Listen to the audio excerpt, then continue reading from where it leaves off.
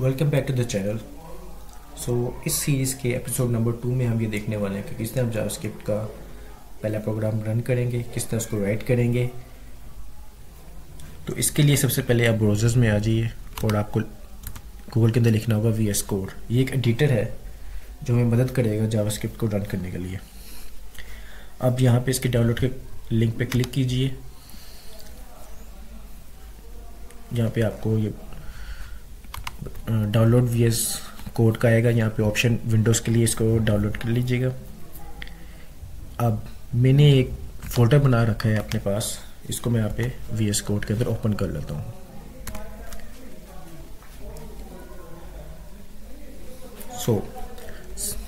सबसे पहले मैं यहाँ पे एक बनाता हूँ पेज, HTML का पेज।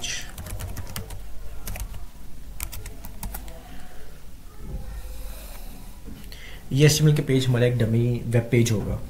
इसके साथ मेरी जावास्क्रिप्ट की फाइल कनेक्ट होगी। अब जावास्क्रिप्ट को हम फ्रंट एंड पे अगर रन करना चाहते हैं तो हमें HTML के साथ लिंक करके इसको रन करना पड़ता है। अदरवाइज इसके लिए एक और टूल है Node.js, हम इसके थ्रू भी जावास्क्रिप्ट रन कर सकते हैं। लेकिन अभी हम देखेंगे कि किस तरह हम HTML के साथ इसको रन कर सकते हैं।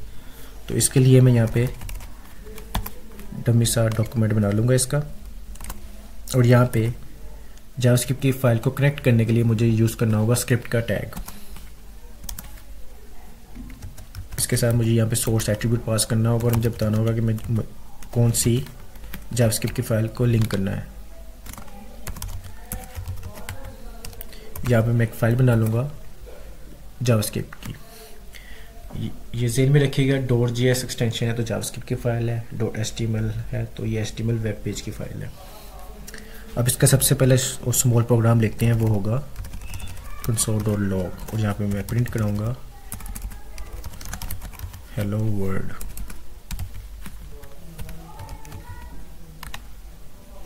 जब मैं इस पेज पे ऐसे क्लिक करूंगा तो यहाँ पे मुझे ब्राउज़र में शो करा देगा।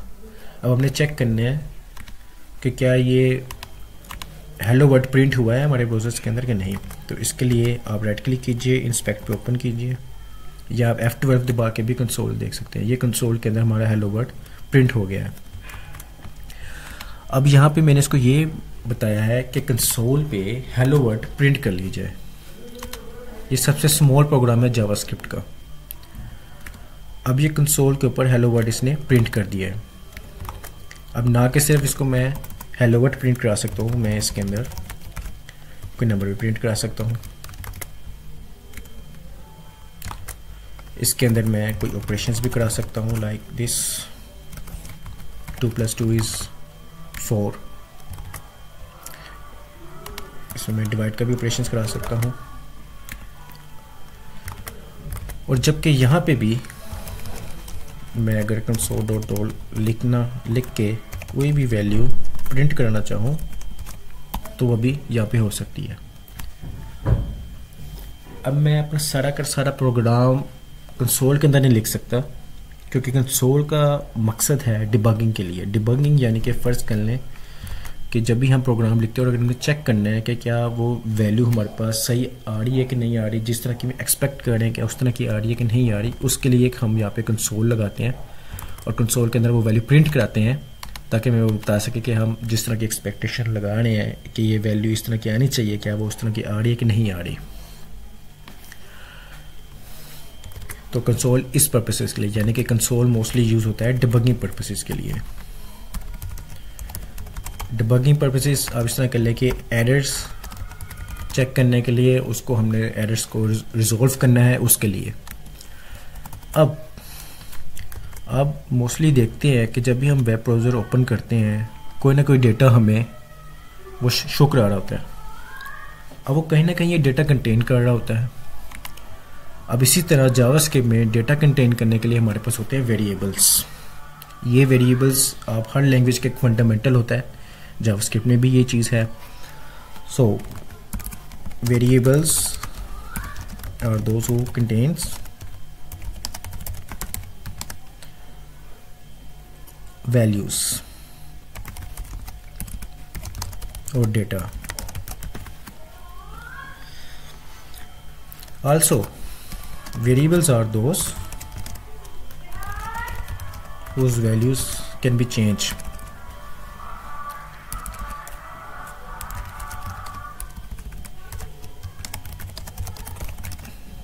यानी कि वेरिएबल्स वो चीज़ होते हैं जो वेरी करते हैं, इनकी वैल्यूज चेंज हो सकती हैं। सबसे पहले हम देखते हैं कि वेरिएबल बनाएं कैसे, इसको लिखें कैसे। तो जावास्क्रिप्ट में 3 तरीके हैं वेरिएबल्स लिखने के। सबसे पहले है var, दूसरा है let, तीसरा है const। अब ये var क्या है? var एक कीवर्ड है।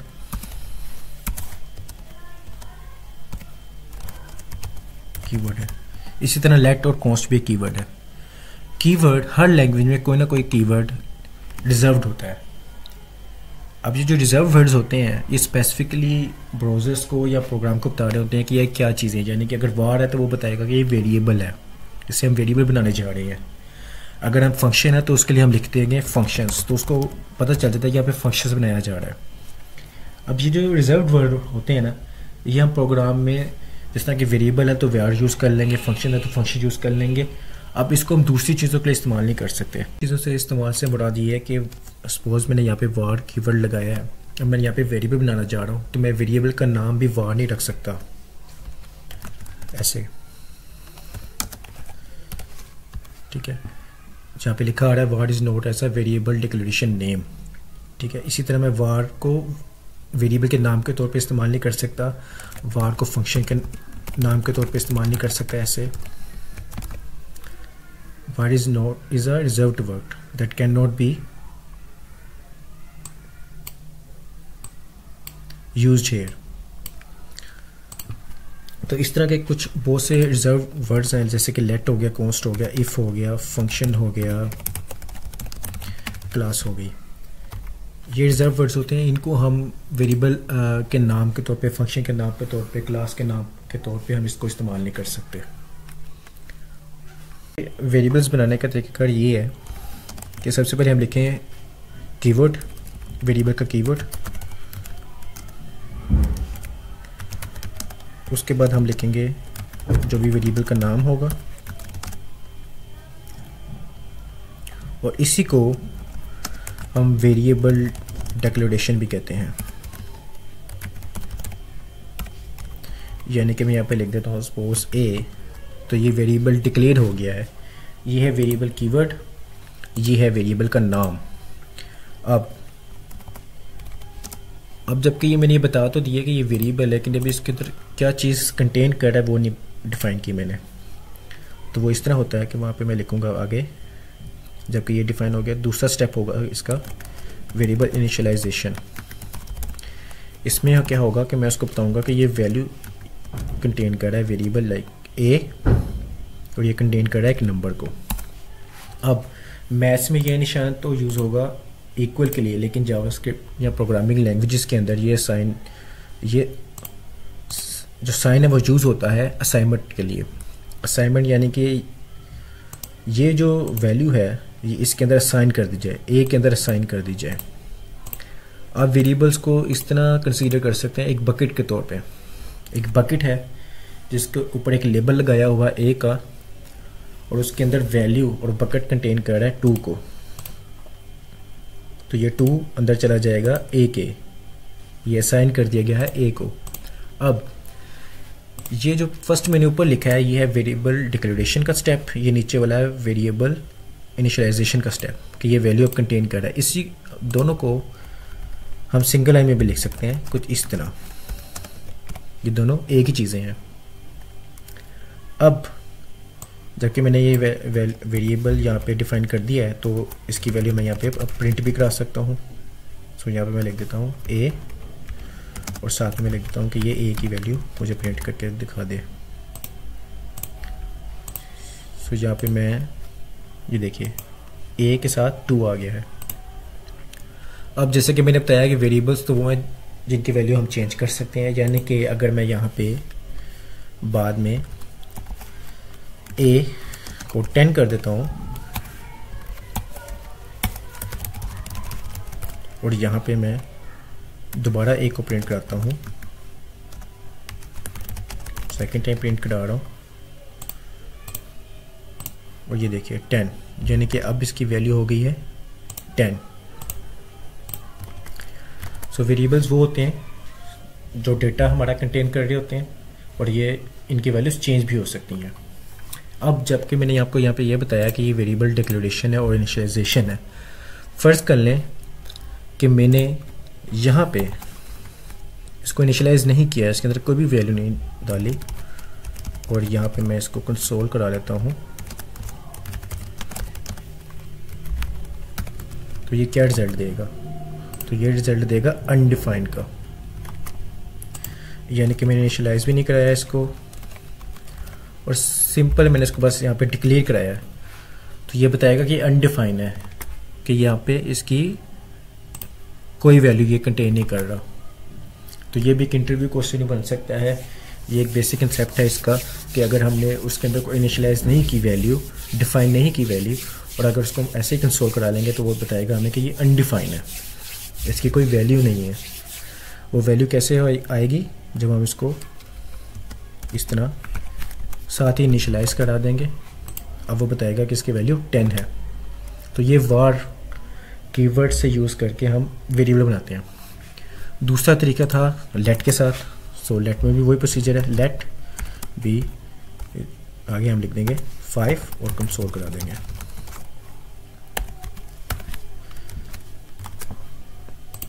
ये 5 प्रिंट करा देगा।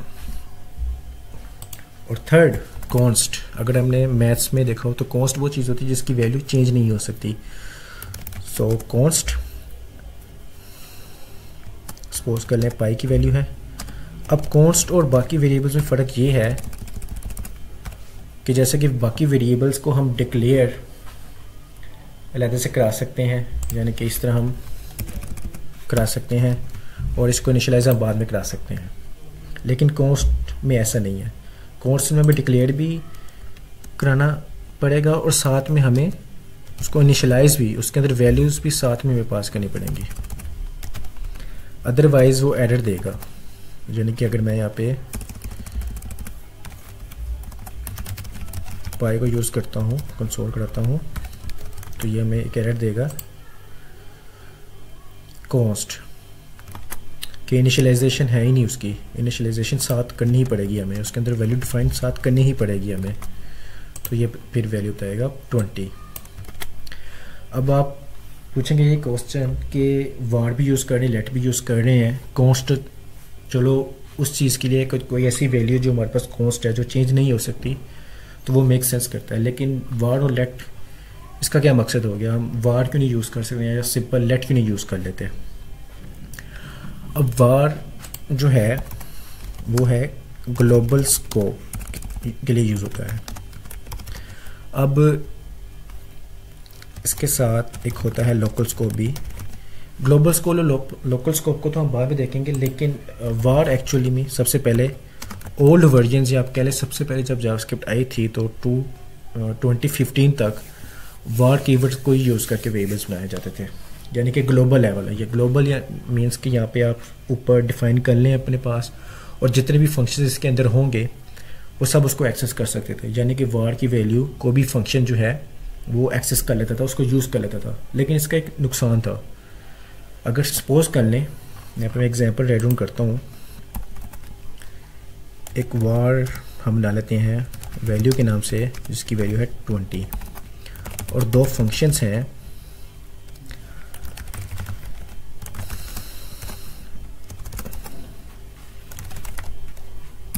और यहाँ पे मैं इसके रिटर्न कर देता हूँ। सपोज मैं यहाँ पे var की वैल्यू को चेंज कर देता हूँ var 30, इस तरह करके भी हम इसको चेंज कर सकते हैं। और यहाँ पे मैं प्रिंट करा देता हूँ वैल्यू डिवाइडेड बाय 5। अब यहाँ पे मैं फंक्शन को कॉल कर लेते हैं।